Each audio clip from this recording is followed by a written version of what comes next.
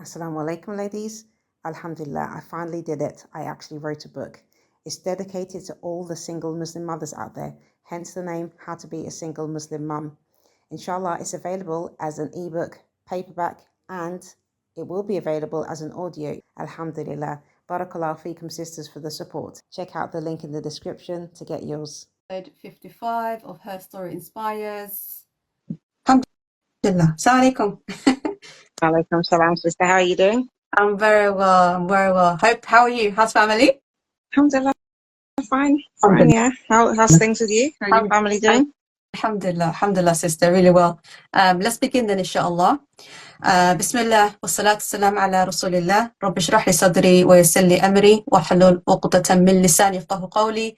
Assalamu alaikum wa rahmatullahi wa barakatuh. My dear sister Summer and everyone joining us tonight. Walaikum salam wa rahmatullahi wa barakatuh. Welcome to episode 55. We have our guest speaker, Summer. She is the author of How to Be a Single Muslim Mum. She's also an artist, a cupping therapist, a writer, and a happy homemaker. She lives with her husband and children in West Africa. Summer is best known for her podcast, the Niqabi Diaries, which can be found on all major podcast platforms and YouTube. Other podcast series by her include By the Pen, Authors Podcast, and Polygyny Talks. MashaAllah, tabarakallah, Allahumma barik. So I've introduced you, MashaAllah, tabarakallah, and one of the reasons why I feel very honored to have you join us today is due to, MashaAllah, tabarakallah, you authoring a new book, MashaAllah, How to Be a Single Muslim Mum. And this is a topic that I'm quite passionate about due to various reasons. But I'd love to hear what the intention or the inspiration was behind this book. Okay, so I was a single Muslim mom for about 12 years, alhamdulillah. And initially, I think, I'll tell you honestly, I didn't have the idea initially. A sister, actually, that I know, she's a young sister, never been married. But she said to me one day, she's like, oh, I don't know how you do everything. Like, you're a single mom. How do you manage to do, like, all the things that you do and everything? And I was just like, well, alhamdulillah, just do it. And, I always thought it wasn't that big of a deal, like what I was doing. And she was like, no, like, you're really doing amazing and stuff. Because alhamdulillah, she's got a really amazing mom herself. Her mom is not a single mom. She's a married lady, but she was always admiring her own mother. And then when she saw me, she felt like, oh, like I'm doing like how her mum does, but for my own kids. And she just was thinking like, how you manage and do all of this by yourself? MashaAllah. So she said, oh yeah, you should write a book. She said, you should write a book about this. And I was just like, really? And then, and that was kind of it, really. From then, the idea kind of stuck in my mind. And I thought it would be a good idea because people had asked me before, like how I do certain things when it comes to like with my, raising my kids, how I manage them and dealing with just various issues that mothers deal with, but obviously being a single mother. And I had these questions from married women as well as single mothers. So it's not just from single mothers, but I felt it would be nice to put something out there as a show of support for single mothers as well. Some advice for them too, because obviously there's so much fitna that we can encounter, and at different varying stages while I was writing the book, actually. And I think after I'd almost neared completion of the book, which was maybe a year or two ago now, I kept having like different stages of kind of imposter syndrome and telling myself, well, who cares what I think, what's the point of me putting this book out there and stuff like that. And so I kind of kept having a lot of self-doubt when I was even thinking about putting the book out anyways, even as I was writing it. But then, every now and then I'd see things online which were saying the most ridiculous things about single Muslim mothers. And I thought, no, I need to write my book. So I'd go again and like go back to the book and start jumping into it. And then like after a while, then I, kind of go back into the same, oh no, like what's the point of me doing this? So it's been kind of up and down roller coaster ride a little bit, but alhamdulillah, I managed to complete it just recently and I've put it out there now. So alhamdulillah. Alhamdulillah. MashaAllah. May Allah accept it from you and make it heavy with the scale of good deeds. I want to go back a bit, Samar. When you were a single mom, what would you say were the challenges that you faced? Challenges, I think for me personally, main challenges have been like some of the stigmas that's in the community surrounding single Muslim mothers. Like you know, in general, people was really nice and things like that in the community, Muslims and stuff like that. But there's always like different stigmas, and sometimes I think it's maybe not as obvious things as some people may think. So one obvious one maybe, you know, that some people might have in their minds is that, you know, when you're a single mom in general, especially in the Muslim community, like I remember in the beginning stages, for example, there was this, you know, auntie, and she basically, she like was telling me like, oh, go back to your husband because, you know, when you're not married, or when you're not with your children's father, then, you know, they're going to have psychological problems and these kind of things. So there's this kind of stigma that if you're not married, that you can't raise your children to be functioning adults or something, like, you know, they're going to go off the rails, they're going to end up in prison or something like that, you know. And it's strange because, you know, I wasn't the only single Muslim mother, and there was others who I saw in the community which were older than me, who'd raised very decent and, you know, upstanding members of the community. But you often hear even now, people using statistics, which I don't know where they get these statistics from, but they kind of quote these statistics like, oh, you know, single mothers, especially, you know, their children have higher rates of being in, you know, end up in being incarcerated and this kind of things. Like, so you hear like a lot of random, like kind of quotes or, you know, comments like that from people. So I think that's one of the challenges. And I think another challenge as well is it's the whole subject of getting remarried as well, because often you know, people are expecting you to just try to get married, like they think that's your priority, or that it should be a priority for you, especially when you're younger. I think if you're an older sister, maybe not as much, but when you're young, because I got divorced when I was, I think, how old was I? I think I was about 24. So I was still in my youth. I mean, that's the age that a lot of sisters now are just even thinking about getting married for the first time, you know. So, you know, a lot of people was kind of encouraging me, or, you know, trying to kind of nudge me to get married. And there was various times when I was like very serious about trying to get married, because I thought, oh, it's now or never. And, you know, you kind of like, you know, you feel like, oh, I have to do this now kind of thing, because like this is going to be the best time for it. And then when it doesn't happen, you just think, oh, like, you know, why is this not happening? And you know what I mean? Like these kind of challenges that people have. And when you look around you and you see that there's other people who get married very easily, you just think, well, maybe there's something wrong with me, you know? So there's a various challenges. And I think most of them are like, you know, they become something that's in your own mind almost, but not at the same time, but they're caused by the effects of, you know, like being in the community where people do have judgments, and having that fear of judgments from others and what people are thinking about you as well. And then there's the other issue as well for me, because I'm a revert. The other challenge, I think, was, you know, initially when you get divorced as a revert, people like, it's like you feel almost like people are expecting you to leave Islam as well. And obviously I know that does happen sometimes. But you know, it wasn't what happens with me basically. So alhamdulillah, you know, Islam is like, you know, I chose Islam for myself. So alhamdulillah, that's just Alhamdulillah. You know, you mentioned a lot there, Samar, that we can definitely unpack and kind of delve deep into, especially when you think about when you're being a single mom. You know, not something that any mom plans. You know, you find yourself in this position, and then you have this stigma that comes along with it, like you mentioned earlier. You know, if there's like a single mom listening now that's just going through it, and I know, like through my own like sisters that I know, some are going through it currently, like they're fresh into being a you know, a single Muslim mom. What would you advise in when they're in the heat of it and they've just, you know, entered this phase of being a single Muslim mom? What would be your kind of advice to that sister? My advice is always, and I think this is not just for single moms specifically, but for any Muslim that's in any kind of difficulties, that you have to hold on to the rope of Allah as much as possible. There's nothing else in this life that's going to help you with like literally anything. And unfortunately, I think that what happens is that, especially for single women, because like we live in a climate where it's like we're being pushed always that we have this idea that we need to be married, or we need to be making ourselves available for marriage. That becomes more of the focus.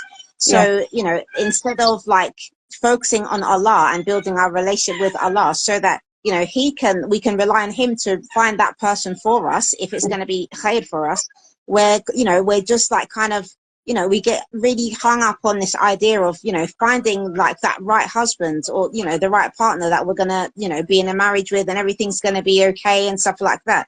So this is the main thing I would say to sisters. Don't let go of your deen, your religion.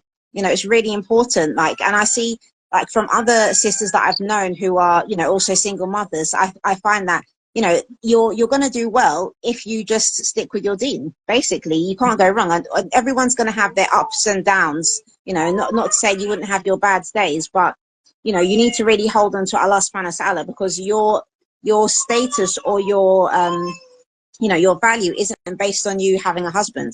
You know, and as important as husbands are, if you don't have a husband, then obviously a husband's not important to you because you're single. So don't focus on that, or don't think that you're less because you don't have a husband. You can take that time to build your relationship with Allah as much as possible. And that's what you should be really focusing on. Yeah, definitely. Just moving on from that point as well, from a few single moms, one thing I've heard that they really struggle with is loneliness. I know you mentioned about connecting with Allah, and I 100% agree with that, 100%. But what I'm seeing that they're struggling with is they're so overwhelmed by the pain of like separation and entering this new phase that they've never been in before. They want to get connected with Allah, they want to do all of that, but they're struggling. They're really, really struggling. And then you know, a lot of the sisters I'm referring to, they're in the early phases of it.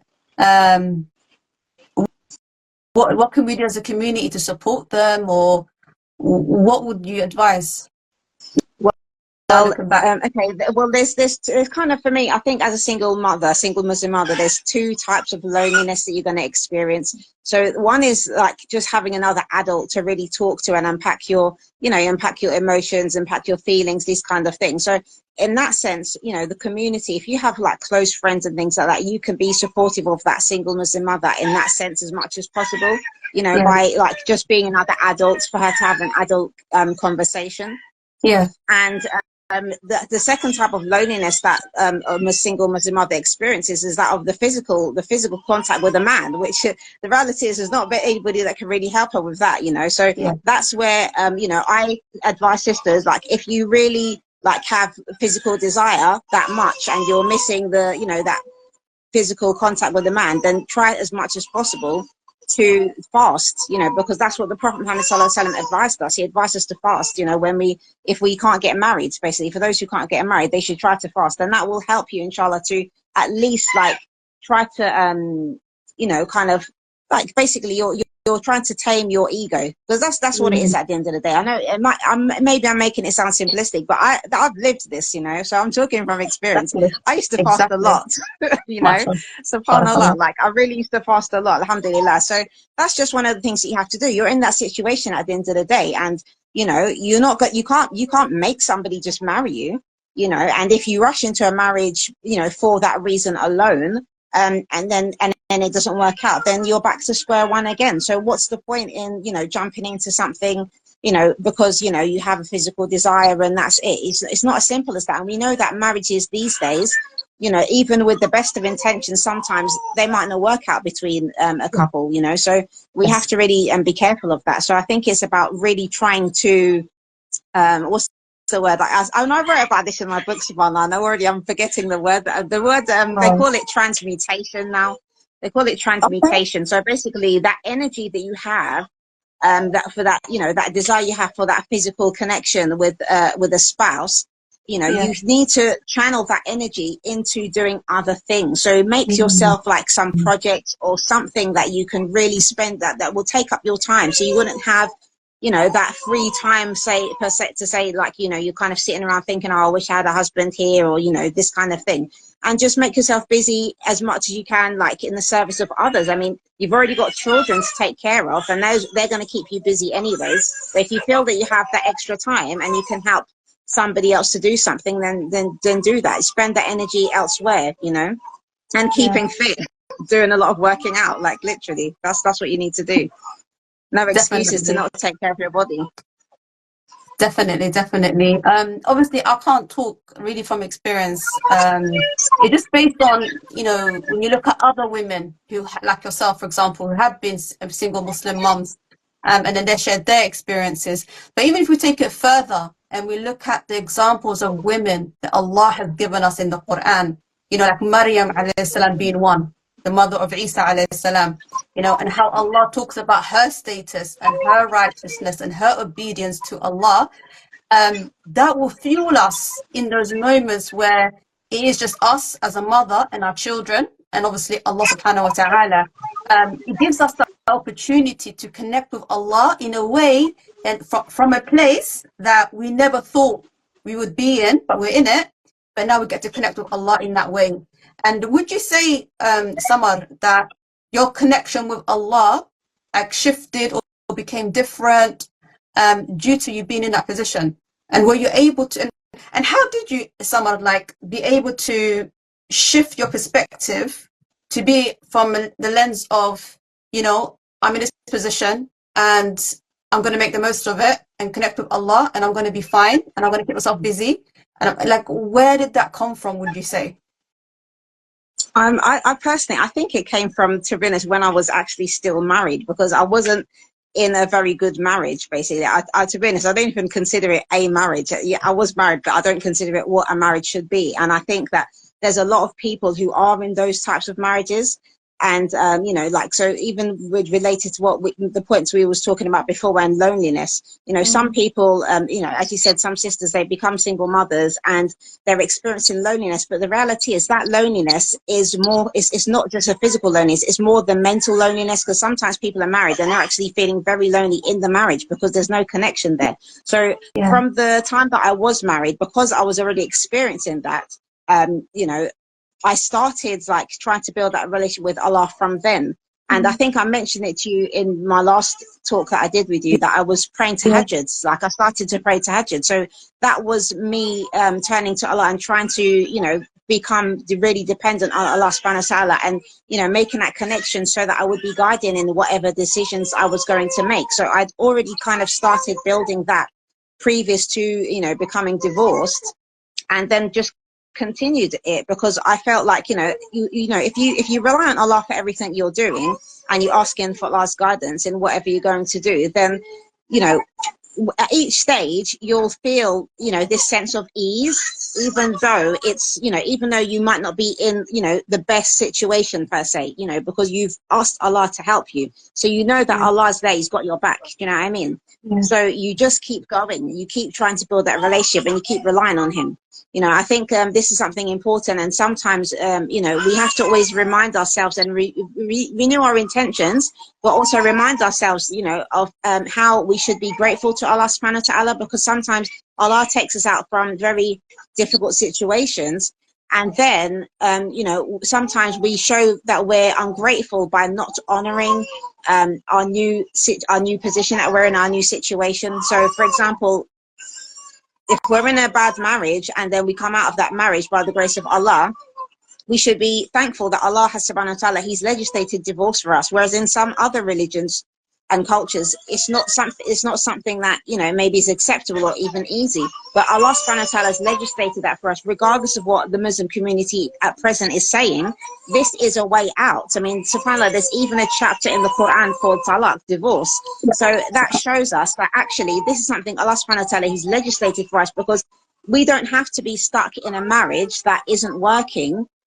You know, and I'm talking about, there's so much variety there. I mean, when you look at the Sunnah, you can see various reasons why people got divorced. Even if we look at the Prophet Muhammad sallallahu alaihi wasallam and his marriage with his cousin Zainab bin Jash, she previously was married to Zayd bin Haritha, who had been his adopted son, and then Allah subhanahu wa ta'ala abrogated the, you know, adoption in the Quran, and basically also the divorce between Zainab and Zayd was given by Allah subhanahu wa ta'ala, and she was married to the Prophet Muhammad sallallahu alaihi wasallam in the Quran by Allah subhanahu wa ta'ala. So and when we look at their marriage, I mean, we can't say, oh, Zayd was a bad person or Zainab was a bad person. It was nothing to do with that. And you know, we know, and as from what we know, there was no abuse or anything like that going on, but they just were not compatible. Yeah. And, you know, Allah subhanahu wa ta'ala, when he talks about divorce, he talks about, you know, leaving each other, you know, with, you know, kind of, with respect and goodness, you know, not like having this bad feeling towards each other and this kind of thing, you know, not making it like, you know, like a war, you know. And that's how the Sahaba used to go about doing things, you know, and they used to get on with their lives, basically. It wasn't this big thing where, you know, oh, no, you're divorced now, so, you know, you're a bad person and, you know, you stay over there and, like, the whole families need to break up. And it wasn't like that. Yeah, I definitely agree, 100%. If you look at the companions, you see a lot of them would divorce and remarry, divorce and remarry. It wasn't looked down upon, like you said. It wasn't something to be ashamed of. It was part of you being a Muslim, part of your journey to Allah subhanahu wa ta'ala. And like you said, I feel like today it's the stigma related to it. It obviously just comes from culture. And I think when you're in that position, it's so important to center what you're going through, like to put Allah at the center of what you're going through, to give you that strength and to give you that guidance to get through it. Because Allah subhanahu wa ta'ala, if he's willed it for you, then he will carry you through it. You're not left to your, to your own kind of devices. I want to touch upon a little what you mentioned earlier, Samar, please. You know, when you mentioned about that auntie, the comment that she made, and this is something I've heard, you know, single sisters, they feel this, where they say that I feel like I've failed my children. And they feel like they always have to kind of overcompensate because maybe the father's not as involved. You know, what would you say about that? Oh, absolutely. Yeah, this is one of the major problems, I think. And I also spoke about this in my book, Alhamdulillah. But well, basically, I think because obviously there's that perception that, you know, a couple need to stay together in order for children to be able to grow and develop. And there's no doubt that, you know, mother and father being in the same house, taking care of children and raising them is beneficial to those children, but only if the marriage is actually working. And what I mean by that is that the couple, they actually are working together as in a partnership where their roles are clearly defined and they know what they're doing. They're building a future together. They're building the future of the ummah together. They're on the same page. If you're not on the same page, you're literally ruining your kids. And like, astaghfirullah, I'm not calling anybody to go and just try to get divorced now from listening to me. That's not what this is about. But I'm just saying, like, there's a lot of people now, a lot of young people now in our communities who don't want to get married because of the example that they've seen from their parents. That's 100%. breaking a lot of young people, and the parents, they don't realize. I mean, a lot of us have grown up in families where our parents couldn't stand each other. Some of us have grown up in families where the parents don't even sleep in the same room. You know, so what does that look like for a young person, and especially if you're growing up in the West and you see the kind of ideologies that is perpetrated by the West, where, you know, the kind of culture of not getting married and just being in relationship with people and, you know, in and out of relationships and having children without being married, all this kind of thing is happening in our communities now. Why do you think it's happening? Because we've had such bad examples of marriages. Young people are scared to get married because they don't want to make that commitment. They feel like it's a trap. And this is one of it's the worst things that we're doing to our kids. So the psychological damage that is being done to the children, and a lot of young adults are experiencing that now, where they don't even have trust for the opposite gender. And we're seeing this with the red pill community. We're seeing this with the feminism and the incel community. A lot of Muslim brothers and sisters are falling into these kind of communities now, and living a very accusatory, you know, way of living. So they're looking at the opposite gender like, oh no, you know, men are bad because of this, and you can't trust women, and all women are like this, and all men are like that. And it's just like, you know, it's this back and forth of, you know, like throwing the blame on the other rather than the individual trying to make themselves to be the best version of themselves and build and decide exactly what they're looking for in a partner and who's going to complement them to go on to the next stage of their life, would be able to look for the right partner. So this is what's happening. It's not about you know, being married specifically. It's about creating a home and an environment where the children are safe, the children are loved, the children are growing up, you know, being instructed by the Quran and the Sunnah, okay, you know, because obviously we are Muslims, so we instruct them with the Quran and the Sunnah. We instruct our children to pray and teach them all the things that the Prophet Muhammad ﷺ has commanded us to teach our children at the various stages of their lives, and let them have that knowledge of Islam and grow up to be, you know, thinking, conscious Muslims. It's not about, oh, well, oh, because my dad's here, I can't do this, or because my dad's here, I can't do that. I know so many Muslim households where the mother prays 5 times a day, the father doesn't pray. So when the mother is instructing the child to pray from a young age, it's always cute when you see kids praying at a young age and they've got their little, you know, they've got their prayer mats out and their little hijabs or their little kufis on and stuff like that. But when they get to a teenage years and you're trying to, you know, you're having to drag them to just to make wudu, it's not funny. And if you don't have a husband that prays, who's going to back you up to do that? Children don't learn from what we tell them to. It's what we are showing them, you know. 100%. So this is something that's really, really important. And that's what's afflicting a lot of our Muslim homes right now. And people don't realize, I mean, alhamdulillah, you're better off being like, you know, the child will be better off being raised with a single mother who is instructing them in Islam properly, rather than living in a household where you've got 2 parents on completely different pages, you know, because the reality is, you know, the nature of human beings is that unfortunately a lot of us, we tend to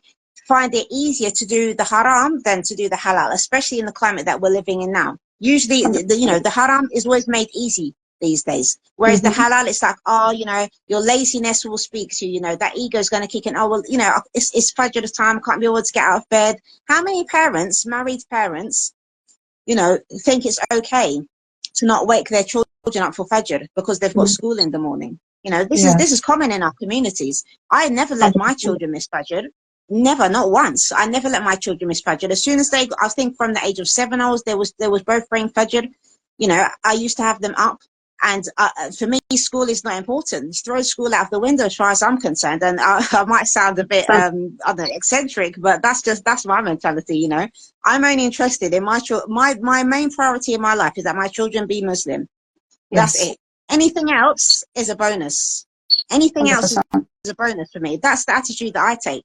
So, you know, and some people might not agree with me, but I don't place the heavy importance on these other forms of education. Yes, they are important, but I don't put that burden on my children. For me, my main thing, be Muslim.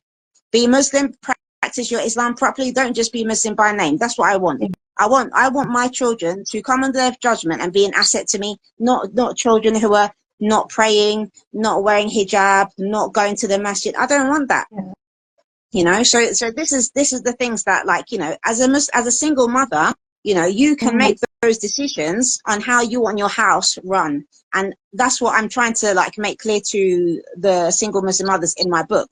You know, you have now you know, you are the authority in your home where you can raise your children to be properly following Islam conscious Muslims. You know, it's your responsibility now, because the burden will be mostly on you. That's the reality. If you're fortunate that you have a good ex-husband, the father of their children, if he's very good, he will help you in that, but not all of us get that luxury. And that's the reality. So the burden definitely is going to be mostly on you, you know. So this is something that we have to be conscious of. And the reality is, responsibility is scary, but at the same time, there's a greater reward with it, you know. And that's why, you know, even in our religion, we know that the man is the head of the home.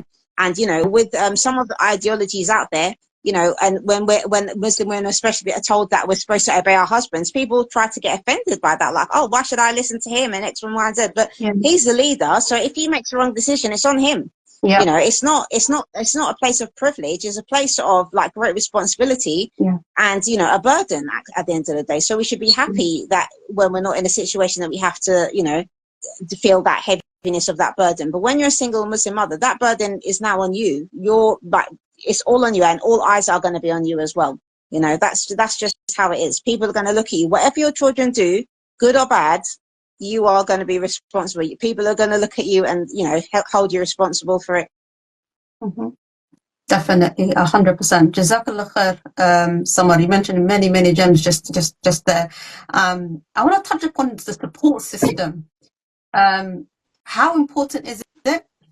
Because I find that some single Muslim moms want to kind of just rely on themselves and do it themselves. And I can only imagine the burnt out that would lead to. So what would you say about that, the support, and what message would you give to the Muslim community? I'm sure you've mentioned it in your book, Allah Alam, maybe you have, but what message would you give to the Muslim community in the work that they need to do to support single Muslim moms better? I think in general in the community, it depends. Okay, first of all, it depends. When it comes to support system, you can have your friends, obviously, and I think most single Muslim mums would have some friends. When it comes to reverts, you might be in a different situation because you could be you know, living in isolation. And what I mean by that is that you're living in a place where maybe there's not many Muslims, okay? Yeah. So then your support system could be mostly non-Muslims, your non-Muslim family, your non-Muslim friends, for example. So this can be an issue. And therefore, you need to really turn to the masjid, to the mosque, okay? You need to try to go to the mosque to connect with them as much as possible. And, you know, depending on your situation and how you got, you know, became single, this could be another issue because for some reverts, they might have challenges where they have like trust issues with the masjid and things like that. So I think for the mosques, they need to make some kind of programs as much as possible. I think they need to be reaching out to the community to find out who is single, who are single Muslim mums specifically, so that they can do things to set up like some means of support for them, find out what do they need. There could be financial issues, they could be, you know, like for example, when I got divorced, my son was very small, he was young, he needed to be circumcised, okay, he hadn't been circumcised yet. So alhamdulillah, some of the sisters at the masjid, they actually got together and put you know, put money together for me so I could actually go and get my son circumcised. So there's different things like that, you know, there's different needs that a single Muslim mum might need. So it depends on which stage she's at. So it's important just to ask questions. Don't assume, because everybody's needs are different, okay? You wouldn't like to, you know, just if you like eating curry, and it doesn't mean that you could just go and cook a whole batch of curry and just give it to everybody that you know and expect them to enjoy it, because maybe that's not what they like, and maybe, you know, that, I mean, ask questions first. If you really want to help people, the best thing to do is ask questions. So for single Muslim mums, apart from, like, you know, besides being a revert, the other issues, the other main issues is whether you have boys or girls, or a mixture of both. So if you're a single Muslim mum, obviously you might be in a situation where, you know, I've got a boy and a girl. So when I was raising them, my biggest issue came when, regarding my children, came when my son started to get older. So I would go to different, you know, programs. And, you know, in the community, in the UK especially, there's a cut-off point where your son can come to an event with you as a woman. So, you know, then basically I ended up in a situation where I ended up having to, like, just not being able to go to a lot of things anymore because I couldn't take my son with me and I didn't have any place to leave him. So I didn't have that option. I just had to, you know, just opt out of a lot of things, basically. So if you know, if the masajids have, you know, like functions where there's you know, space for, you know, young boys to go and stuff like that, something, you know, they need to think of what would be useful in the community to help single Muslim mothers in this regard. It's important. Not everybody has you know, a dad or an uncle that's a Muslim that's going to take their sons to the masjid, you know. Alhamdulillah, later on, like, I think it was the last couple of years as a single mum that and my son was, I think he was about 13 at this stage, but one of my friends, her husband, offered to take him to Jummah for me, and that was really good. Now that was when the COVID happened as well. So what had happened at that time, I no longer had a car, and it was just a bit difficult for me to take him to the mosque. And obviously the mosques had been closed for quite some time because of the COVID, but when they opened back again, he offered to take my son to the masjid, which was really nice, because obviously he'd been isolated for such a long time. SubhanAllah, the poor boy had been in a house trapped with like a whole bunch of females, and it was just like, I really felt sorry for him, SubhanAllah. So these are the kind of things, like, I think single Muslim mums, we're conscious of our sons and how they're growing up, and we want them to have good role models, you know, good Muslim male role models. I mean, sometimes you have to opt for a non-Muslim role model, male role model, but you know, these are kind of challenges that we face all the time, because, you know, you take whatever you can get, basically, but you need to be you know, need to be wise in choosing, and, you know, be conscious of, you know, certain dangers and things like that. So there's, you know, there's definitely a lot of support needed, but questions need to be asked first. So I think, you know, if different masajid had, for example, maybe some kind of focus groups, or you know, some groups for single mothers, some kind of outlet where they could get to write down, even if it was anonymously, they could write down what they really need by way of support. Because I think sometimes people are embarrassed, and like you mentioned, some of us, you know, we're shy, or we feel some kind of way. We don't want to ask for help. We don't want to reach out because we feel that it somehow makes us like inferior, or that we're showing that we're not managing with our situation. But it's not that we're not managing. And I think that's something that a lot of us need to get over as well. Asking for help is not something bad. Asking for help is, you know, it's Allah's mercy that we can ask for help from others and that we can receive the help as well. So we should accept it when Allah gives it to us. So, you know, take it easy on yourself as well, inshallah. Inshallah. Barakallah fiki, Samar. So we're coming towards the end of the episode now, like I mentioned earlier. If you have any questions for Samar, please do share them now. I would have loved to kind of gone into the stage of like where you want to remarry now, and the kind of, I'm sure that was like another hurdle that you had to go through. Do you mention some of that in your book?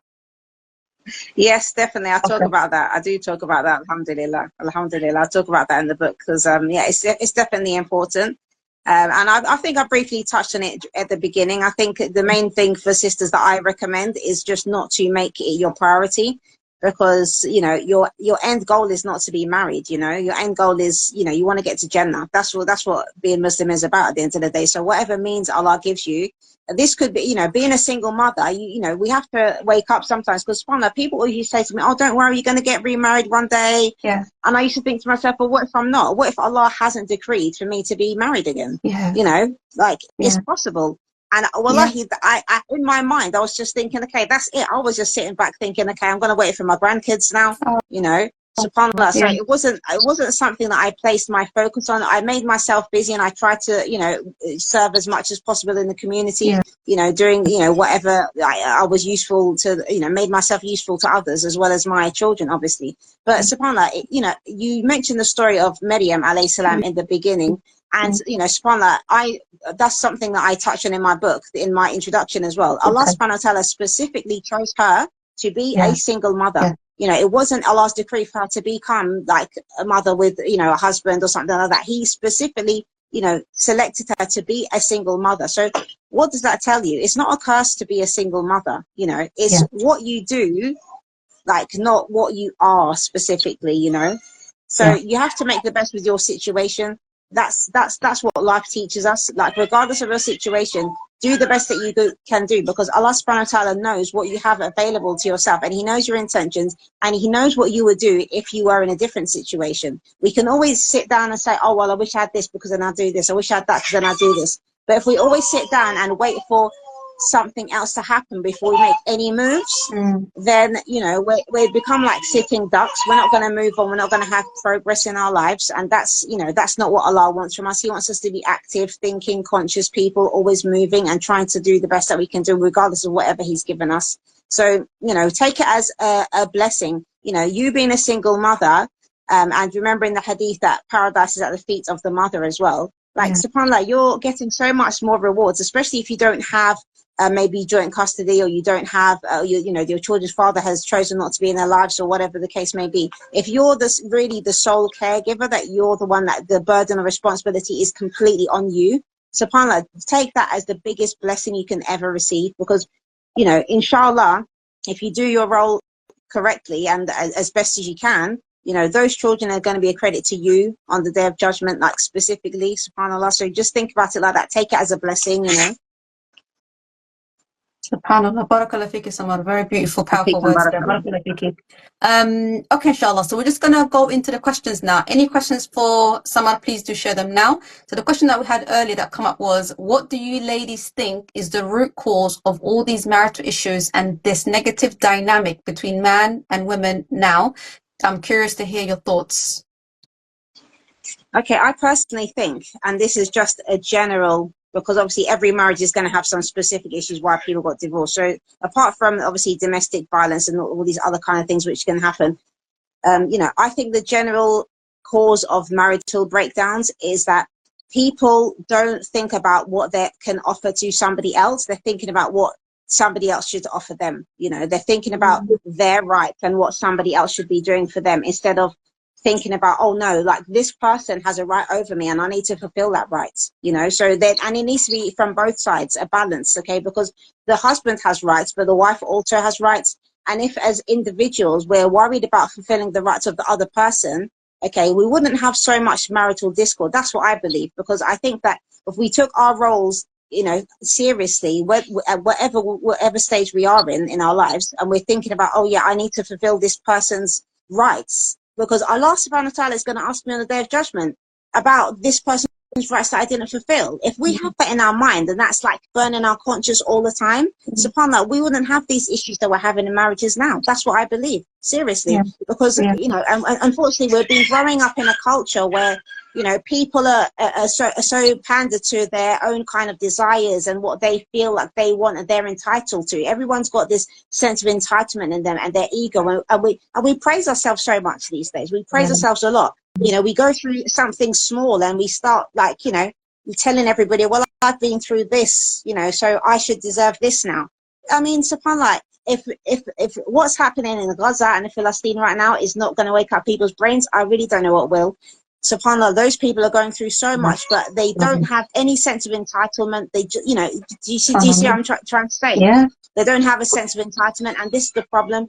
Too many of us are entitled, and I'm not saying that we're bad people, but we're more focused on what we should be getting rather than what we should be giving, and we need to focus on what we should be giving to somebody else. And have that, you know, and through that expressing gratitude to Allah subhanahu wa ta'ala, because Allah tells us if we are grateful, He will give us more. So if from both, and it has to be from both sides, because obviously if there's no balance in that marriage, then, you know, that will also lead to a breakdown as well. So it should be from both sides. And I think there needs to be an awareness before a marriage takes place. Before. Assalamu alaikum. You're here, mashallah. Okay, mashallah. So is there any other comments you want to make in regards to that question, Samar? I think I said all I wanted to say, inshallah. I don't know where it cut off, but yeah, alhamdulillah. Okay, barakallah fiki. I really appreciate it. No other questions have come forward, so inshallah we'll wrap up the episode.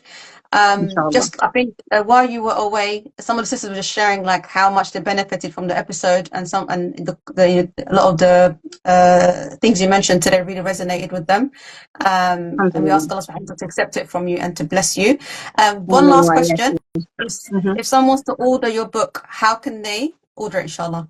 Okay, inshallah, it's available as paperback and an ebook, and the links in my Instagram description, my Instagram title thing. So okay, that's fine. So just go to Niqabi Diaries IG page, and she's got a link to her bio, and inshallah please do order it, and why not, you know, order some for all the sisters that you know that are single Muslim moms, so they inshallah they can benefit from it and you get the ajr.